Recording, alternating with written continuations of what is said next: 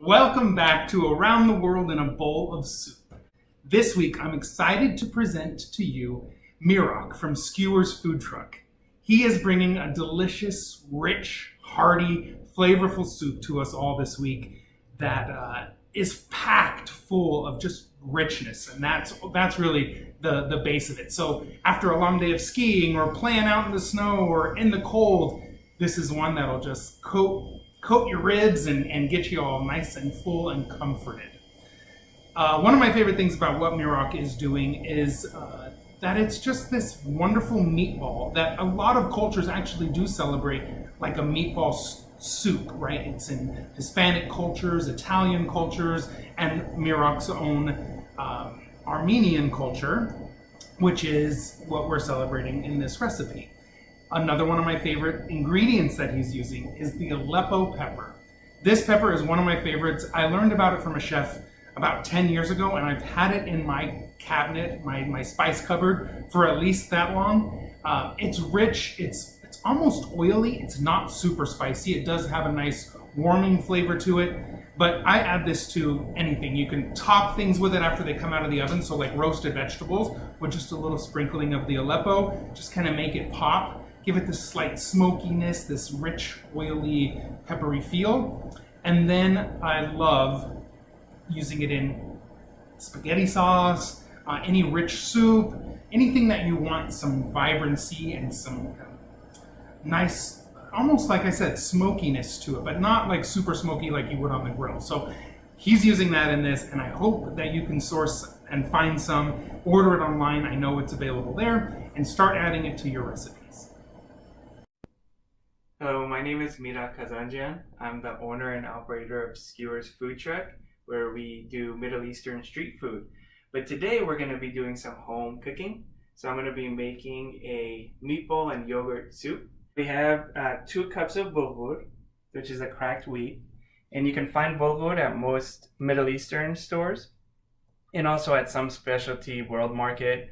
I have half an onion added to 2 cups of bulgur. I'm going to add 1 pound of ground beef to that. And I'm using a 90% lean. So I'm going to add some salt. About a teaspoon's worth. So in Armenian cooking, the kind of common phrase that we use is achki chapo, which means you measure it by your eye. So I have some salt, pepper, and then I'm going to add a red pepper as well. So this is going to be one ingredient that we use, that I use a lot. So this is called Halebi biber, or Syrian Aleppo pepper. It's a pepper that is unique to the region of Aleppo, Syria, which is where my father was actually born. And it's very distinct. It has a good spicy kick to it, but it has kind of a deeper flavor. And then I'm going to add 1 egg. I have the bulgur, onions, eggs, meat, salt, pepper, and the red pepper, the halabi biber. I'm going to put my hand in the cold water, get it nice and cold and moist. And I'm just going to start mixing in.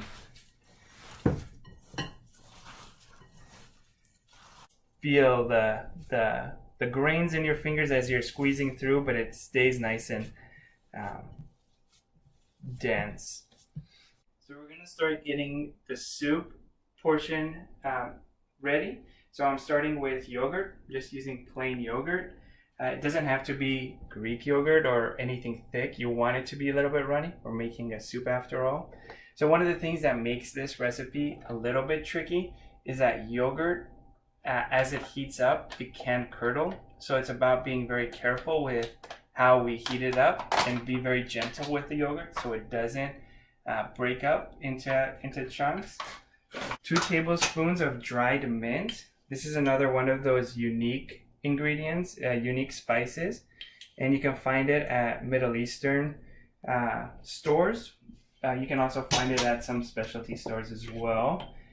You don't want to be using fresh mint necessarily. Dry mint just has a different taste and texture. And then I'm going to be adding a little bit more again of the Syrian red pepper, halabi biber, and again, it's kind of by your taste how spicy you want it. So again, a little bit of salt, Achki chapov, and then a little bit of pepper again. And then one more egg. So the egg will help the yogurt stay intact and not break up as we're heating it up.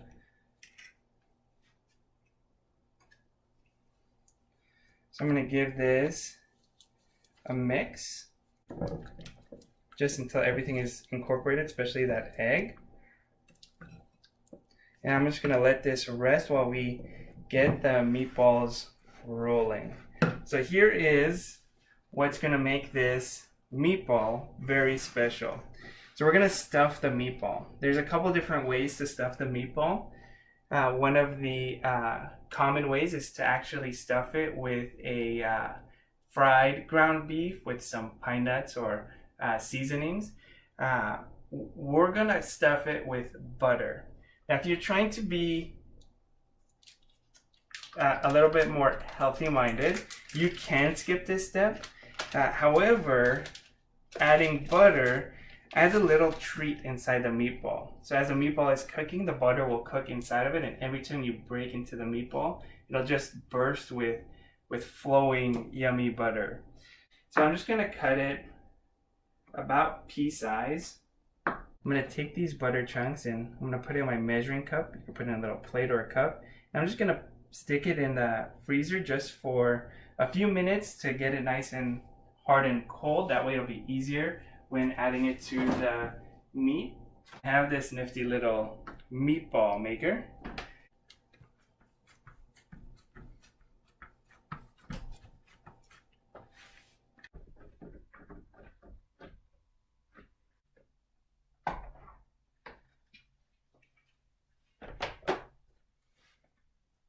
All right, so that gives us some consistent meatballs. Okay, so I'm gonna shape these meatballs nice and round. So remember, we're still gonna add the butter, so it doesn't have to be perfect just yet. And so if you don't have one of these contraptions, I kept a little bit of meat here to show you the same idea. It's just I'm kind of squeezing it as I make the meatball because that keeps it nice and dense, and then I'll roll it. So cold water will help with this part as well, keeping your hands nice and cold and wet.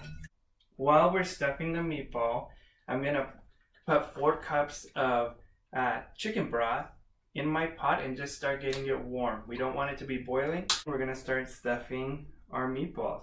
So you want your butter nice and frozen. It'll make this part a lot easier.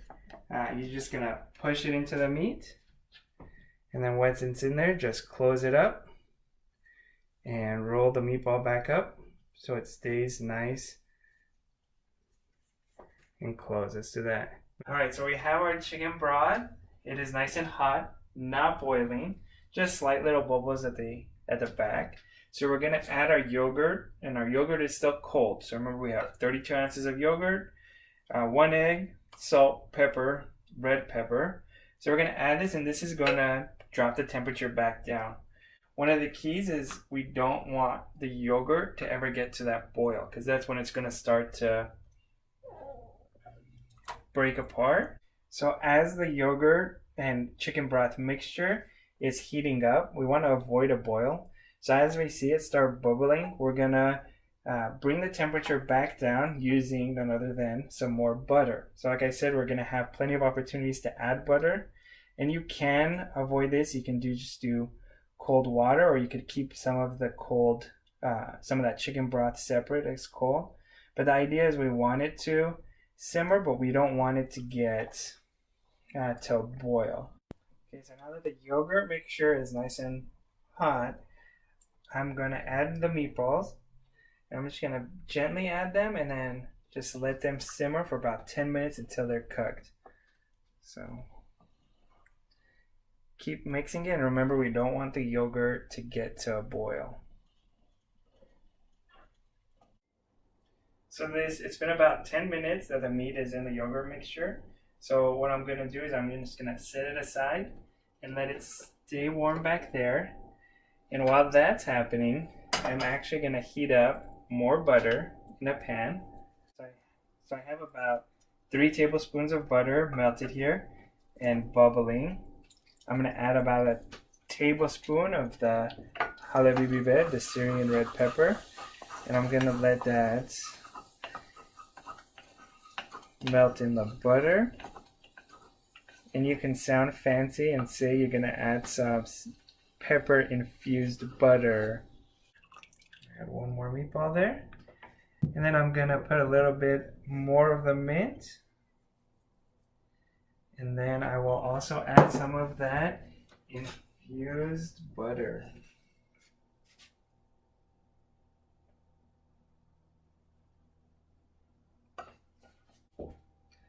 So in Armenian we say Anushallah, which means enjoy your food.